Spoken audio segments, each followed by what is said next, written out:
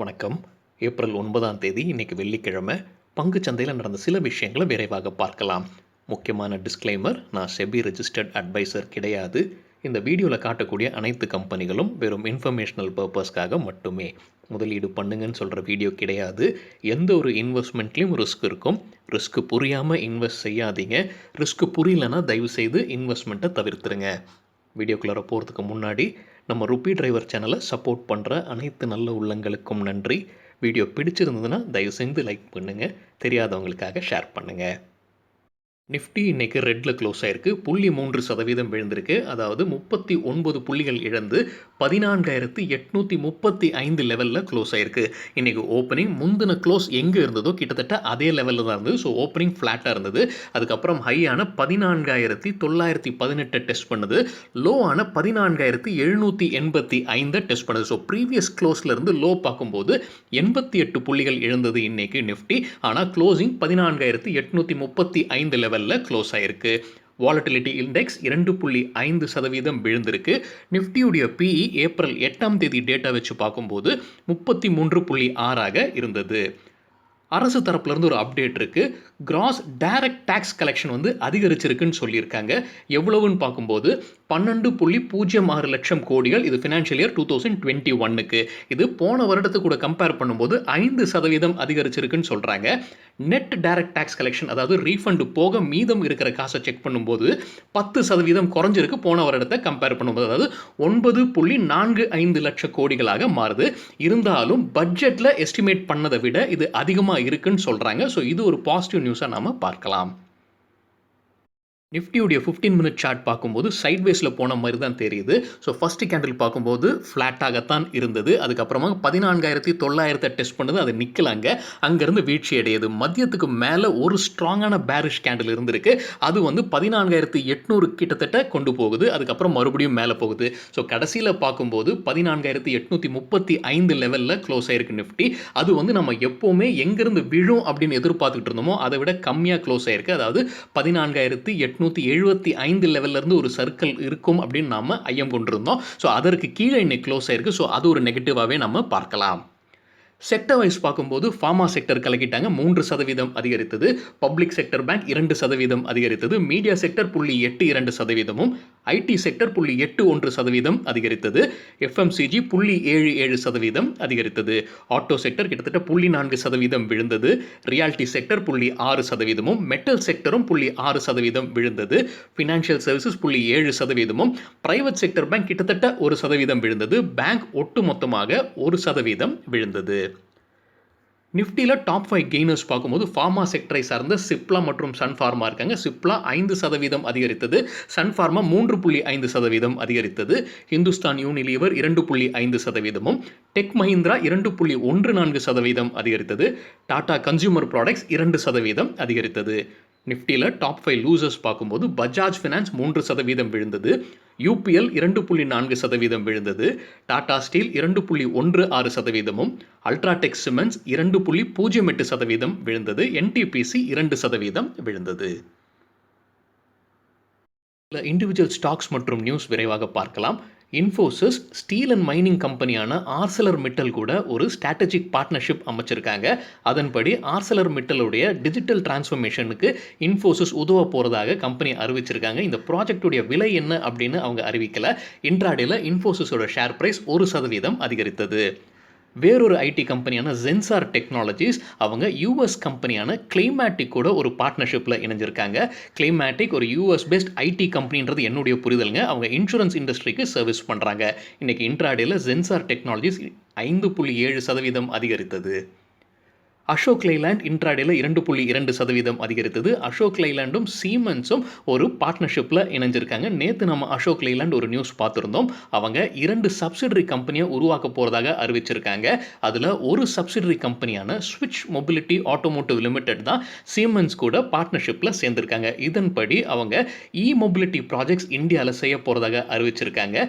Siemens தரப்புலேருந்து charging infrastructure technology வழங்கப்படும்னு அறிவிச்சிருக்காங்க. Siemens இன்ட்ராடேல கிட்டத்தட்ட 4% அதிகரித்தது இன்னைக்கு. சியட் இன்ட்ராடேல 3% அதிகரித்தது. கம்பெனி தரப்புலேருந்து ஒரு அப்டேட்டும் இருக்கு. அவங்க 2.4 கோடி ரூபாய்கள் டயர்ஸ் அண்ட் மோர் என்ற கம்பெனியில் முதலீடு செய்ய போகிறதாக அறிவிச்சிருக்காங்க. இதன்படி 3.47% ஷேர்ஸை வாங்க போகிறதாக சொல்லியிருக்காங்க. ஒட்டு மொத்தமாக இந்த டிரான்சாக்ஷனுக்கு அப்புறமாக 44.17% ஸ்டேக் வச்சிருப்பாங்க சியட். M&M ஃபினான்ஷியல்ஸ் இன்ட்ராடேல 1% அதிகரித்தது. ஒரு பாசிட்டிவான நியூஸ் இருக்கு. LIC 12 லட்சம் ஷேர்ஸை ஓப்பன் மார்க்கெட்டில் வாங்கியிருக்கிறதா ஒரு நியூஸ் இருக்கு. இப்போ LIC கிட்ட M&M ஃபினான்ஷியல்ஸ் உடைய ஷேர்ஸ் 5.011% இருக்குன்னு சொல்லப்படுது.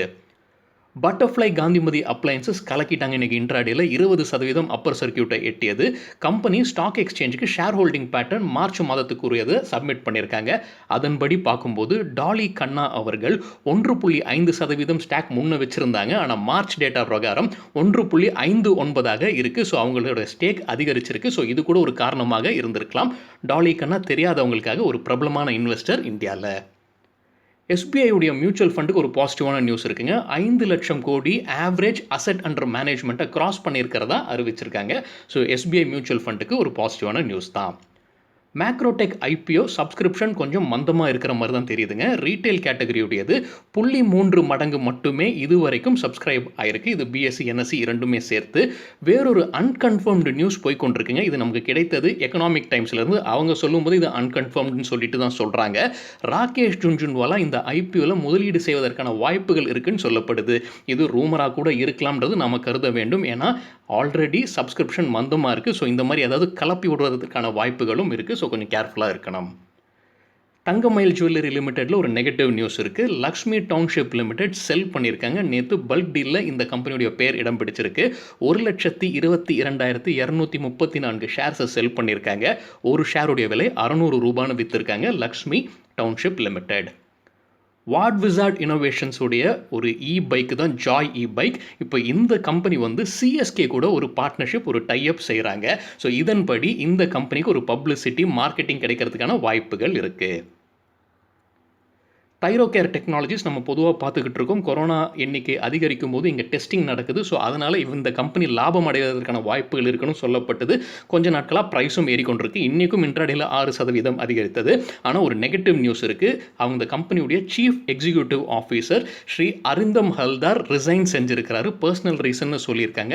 இவர் எப்போ இந்த கம்பெனியில் ஜாயின் பண்ணியிருக்காருன்னு பார்க்கும்போது செப்டம்பர் 2020. ஸோ ஒரு வருடம் கூட ஆகலை. அதற்கு உள்ளாரையே அவர் ரிசைன் செஞ்சிருக்கிறாரு.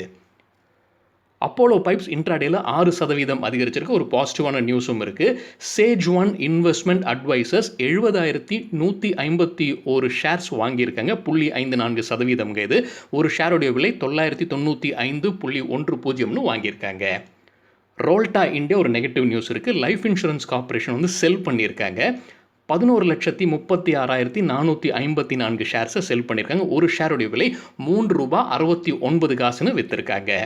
இந்தியா புல்ஸ் ஹவுசிங் ஃபைனான்ஸும் நேற்று பல்க் டீலில் இடம் பிடிச்சிருக்காங்க. அதன்படி மார்க்கெட் ஆக்சஸ் 3 ஆப்ரே global emerging markets opportunities fund sell பண்ணியிருக்காங்க. 30.8 லட்சம் ஷேரை. ஒரு ஷேருடைய விலை ₹192.70. சில பப்ளிக் செக்டர் பேங்க் இன்றைக்கி கலக்கிட்டாங்க. ப்ரைவேட்டைசேஷன் ரிலேட்டடாக ஒரு அப்டேட்டும் இருக்குது. அரசாங்கம் என்ன சொல்கிறாங்கன்னா, ஏப்ரல் 14 உள்ளார 2 வங்கிகளை தேர்ந்தெடுக்க போகிறதாக அறிவிச்சிருக்காங்க. சில வங்கிகளுடைய பேர் அடிபட்டு கொண்டே இருந்தது. ஆனால் அது கன்ஃபர்மேஷன் கிடைக்கல. ஏப்ரல் 14 அது கிடைக்கும்னு எதிர்பார்க்கலாம். எந்த கம்பெனிகளுடைய பேர்லாம் இடம் பிடிச்சிக்கிட்டு இருந்ததோ அந்த கம்பெனிகள் எல்லாமே நல்லா பண்ணியிருக்காங்க. கம்பெனின்னு சொல்கிறது பேங்க்ஸ் தாங்க, மன்னிக்கவும். பேங்க் ஆஃப் மகாராஷ்டிரா 15% அதிகரித்தது. சென்ட்ரல் பேங்க் இன்ட்ராடேல 10% அதிகரித்தது. பேங்க் ஆஃப் இந்தியாவும் 10%. இந்தியன் ஓவர்சீஸ் பேங்க்கும் 10% அதிகரித்தது. இந்தியன் பேங்க் மற்றும் யூகோ பேங்க் தலா 8% அதிகரித்தது. பாரதி ஏர்டெல் சைட்லேருந்து ஒரு நெகட்டிவ் நியூஸ் இருக்குங்க. இன்றைக்கி இன்ட்ராடேல 1% விழுந்தது ஷேர் ப்ரைஸ். என்ன நெகட்டிவ் நியூஸ் அப்படின்னு பார்க்கும்போது, டிபார்ட்மெண்ட் ஆஃப் டெலிகாம் வந்து சுப்ரீம் கோர்ட்டில் ஒரு கேஸ் மூவ் பண்ணியிருக்காங்க. அதன்படி பாரதி ஏர்டெல் வந்து வீடியோகான் கட்ட வேண்டிய 1,376 கோடி ரூபாய் AGR அட்ஜஸ்டட் கிராஸ் ரெவென்யூவை ஏர்டெல் கட்ட வேண்டும் அப்படின்னு அவங்க நிபந்தனை போடுறாங்க. இதற்கு ஏன் ஏர்டெலுக்கு இந்த காசை கட்டணும் அப்படின்னு பார்க்கும்போது, வீடியோகான் அவங்களோட ஸ்பெக்ட்ரமை ஏர்டெலுக்கு 2016ஆம் வருஷத்துல வித்திருக்காங்க. ஸோ அதனால ஏர்டெல் இந்த பணத்தை கட்டணும் அப்படின்னு டிபார்ட்மெண்ட் ஆஃப் டெலிகாம் சொல்றாங்க. ஏர்டெல் தரப்புலேருந்து இதில் ஒரு மறுப்பு வருது அப்படின்ற ஒரு நியூஸும் இருக்கு. ஸோ இது கோர்ட் வந்து ஏர்டெல் கட்டணும் அப்படின்னு சொல்லிட்டாங்கன்னா 1376 கோடி ரூபாய் ஏர்டெல் சைட்லேருந்து கட்டுற மாதிரி இருக்கும். ஸோ இது ஒரு நெகட்டிவ் நியூஸாக பார்க்கலாம் ஏர்டெலுக்கு. டிசிஎஸ் அவங்க குவார்ட்டர்லி நம்பர்ஸை ஏப்ரல் 12ஆம் தேதி ரிலீஸ் பண்ண போகிறதாக ஒரு நியூஸ் இருக்குது. இன்றைக்கி இன்ட்ராடேயில் 1.3% அதிகரித்தது டிசிஎஸ். டிசிஎஸோட ரிசல்ட்ஸ் பாசிட்டிவாக இருக்கிறதுக்கான வாய்ப்புகள் இருக்குன்னு சில வல்லுநர்கள் சொல்கிறாங்க. கெய்னர்ஸ் வித் ஹை வால்யூம் பட்டியலை விரைவாக பார்க்கலாம். ஹை வால்யூம்னு எப்படி சொல்கிறோன்னா, இன்றைக்கு வால்யூம் கூட கடந்த 10 நாளைக்கான ஆவரேஜ் வால்யூமை கம்பேர் செய்து 100% மேலே இருக்கிற சில ஸ்டாக்ஸ் கெய்னர்ஸ்ன்னு சொல்லும்போது ஷேர் ப்ரைஸ் அதிகரித்திருக்க வேண்டும். நியூரேக்கா நமக்கு தெரியும், மெடிக்கல் டிவைசஸ் தயாரிக்கிற கம்பெனி 20% ஷேர் ப்ரைஸ் அதிகரித்தது. 284% வால்யூம் அதிகரித்தது. Aryan bro solutions IT company 20% share ப்ரைஸும் 271% வால்யூம் அதிகரித்தது. தேஜோ இன்ஜினியரிங் நம்ம பொருஞ்சுவிலியத் இன்வெஸ்ட் செஞ்சிருக்கிற கம்பெனி 20% ஷேர் ப்ரைஸும் 209% வால்யூம் அதிகரித்தது. குஜராத் அல்கலி 18.89% ஷேர் ப்ரைஸும் 7844% வால்யூம் அதிகரித்தது. ஆர்த்தி சர்ஃபெக்டன்ட் நேற்று இந்த கம்பெனி இந்த பட்டியல் இடம் பிடிச்சிருந்ததுன்னு நினைக்கிறேங்க. 14% ஷேர் ப்ரைஸ் அதிகரிப்பு, 901% வால்யூம் அதிகரிப்பு. சாஸ்கன் டெக்னாலஜிஸ் 11.6% ஷேர் ப்ரைஸும் 2409% வால்யூம் அதிகரிப்பு. டால்மியா சுகர் 9% ஷேர் ப்ரைஸ் அதிகரிப்பு, 411% வால்யூம் அதிகரிப்பு. கேடிலா ஹெல்த் கேர் 9% ஷேர் ப்ரைஸும் 686% வால்யூம் அதிகரிப்பு. லூசர்ஸ் வித் ஹை வால்யூம் பட்டியலில் பார்க்கும்போது சாரதா மோட்டார்ஸ் 8% ஷேர் ப்ரைஸ் வீழ்ச்சி, வால்யூம் 250% அதிகரிப்பு. ஏஜிசி நெட்வொர்க் 5% ஷேர் ப்ரைஸ் வீழ்ச்சி, 189% வால்யூம் அதிகரிப்பு. பாஃப்னா ஃபார்மா 4.46% ஷேர் ப்ரைஸ் விழுந்தது, 319% வால்யூம் அதிகரிப்பு. சரிங்க, இதுதான் சில விஷயங்கள் என்னுடைய பார்வைக்கு எட்டியது. உங்களுக்கு ஏதாவது இன்ட்ரெஸ்டிங்கான விஷயம் தென்பட்டிருந்ததுன்னா தயவு செஞ்சு பகிர்ந்து கொள்ளுங்கள். அனைவருக்கும் உபயோகமாக இருக்கும். வீடியோ பற்றியான ஃபீட்பேக்கும் தயவு செஞ்சு பகிர்ந்து கொள்ளுங்கள். நன்றி, வணக்கம்.